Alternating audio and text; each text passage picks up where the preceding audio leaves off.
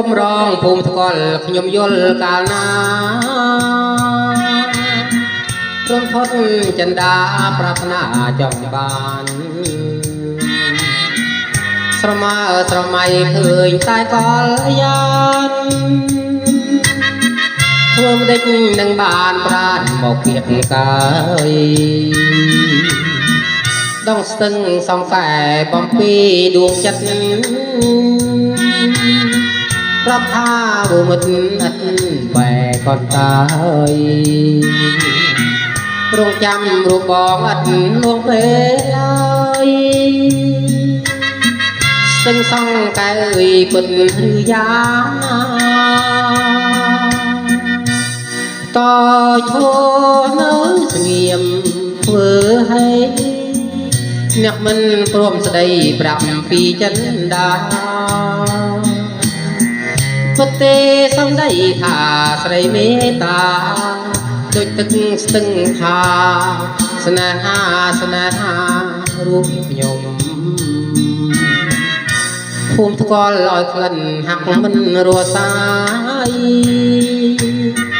ឲ្យរៀមខ្វល់ខ្វាយស្ទើរតែស្រែកយំជួបស្នេហ៍ខកចិត្តផ្ដិតក្នុងអា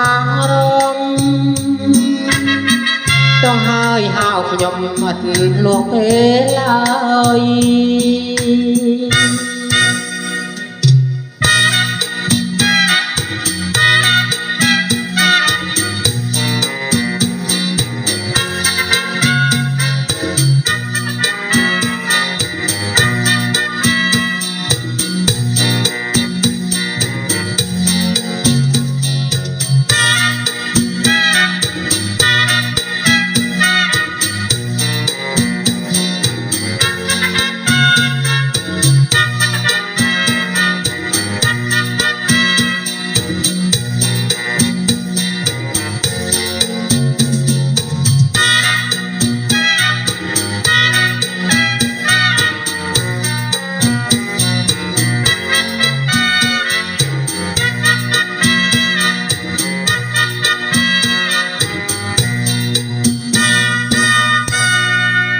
ត